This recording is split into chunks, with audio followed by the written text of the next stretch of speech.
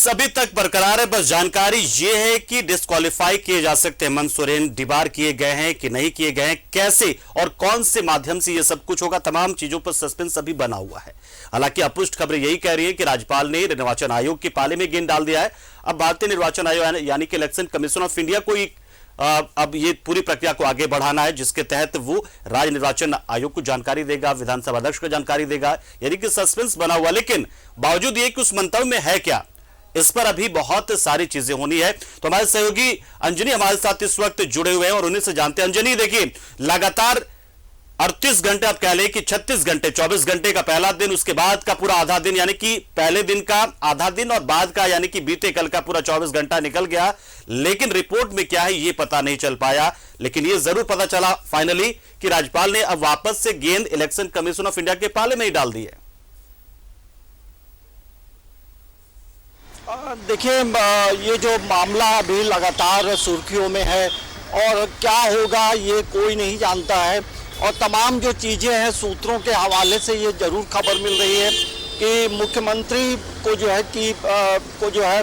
कि सदस्यता जा सकती है, ये खबर अब मिल रही है। लेकिन अभी भी राज्यपाल के पास ही जो चिट्ठी है वो है और आने वाले जो समय में राज्यपाल के दस्तखत से ही वो चिट्ठी भारत निर्वाचन आयोग को जाएगी और फिर वहाँ से फिर चिट्ठी आएगी राज्य में जो निर्वाचन आयोग जो धुरवा में है, और वहाँ के बाद चिट्ठी जो है आगे क्या फैसला हुआ है वो झारखंड विधानसभा अध्यक्ष को बताई जाएगी। तो ये एक प्रक्रिया है और प्रक्रिया के तहत तमाम चीज़ें होंगी। आज सैटरडे है, कल संडे है, तो हमें लगता है कि छुट्टी का दिन है। तो और हमें लगता है आने वाले समय में 2-3 दिनों का प्रतीक्षा तमाम लोगों को करना होगा, तमाम राजनीतिक दलों को करना होगा, क्योंकि तमाम राजनीतिक दलों की नज़र है वो राजभवन पे टिकी है। लेकिन ऑफिशियली किसी भी बात की कोई पुष्टि अब तक नहीं हो पाई है कि क्या है और आने वाले समय में क्या होगा। लेकिन इसको लेकर यदि हम बात करेंगे राजनीतिक हलचल की, तो जो सत्ताधारी तमाम जो दल है, झारखंड मुक्ति मोर्चा की बात करें, कांग्रेस की बात करें और आरजेडी की, तो आज भी यूपीए की बैठक जो है यहाँ मुख्यमंत्री आवास में है। 11 बजे का समय रखा गया है पंकज, और अब जो है धीरे धीरे विधायक जो है वो यहाँ आएंगे। अभी किसी भी विधायक की आने की यहाँ पे किसी भी तरह की कोई सूचना नहीं है।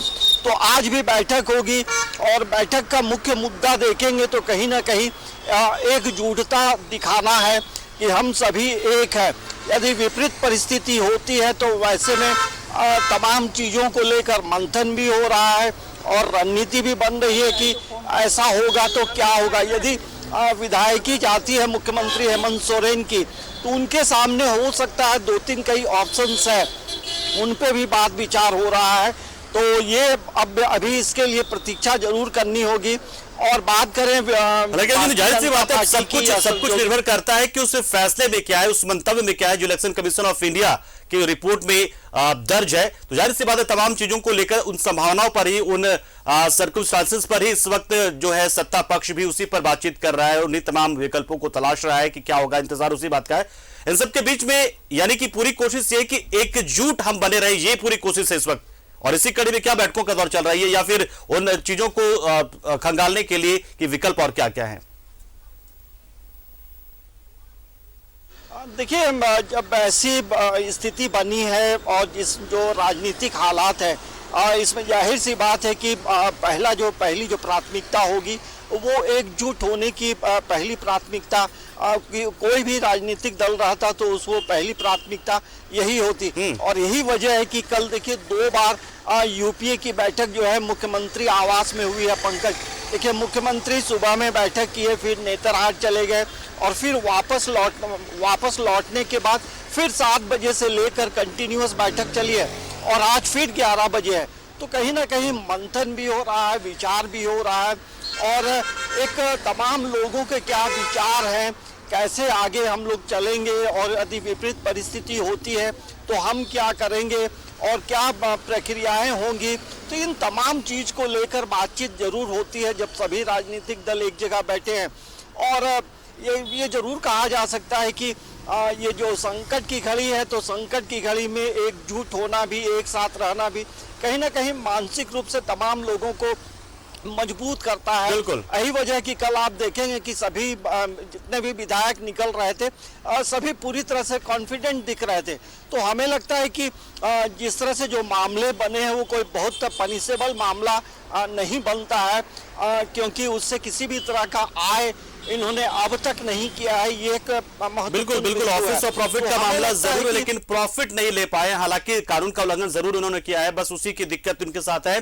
तो बहुत बहुत शुक्रिया अंजनी, हमारे साथ जुड़े आप, जानकारी आपने दी और अब अपडेट आप दीजिएगा लगातार और नजर बनाए रहेंगे कि बैठक जो दोबारा शुरू होगी यूपी की सीएम आवास में या फिर राजभवन से क्या चीजें निकल कर आती है, तमाम चीजों पर नजर बनाए रखिए। बहुत बहुत शुक्रिया।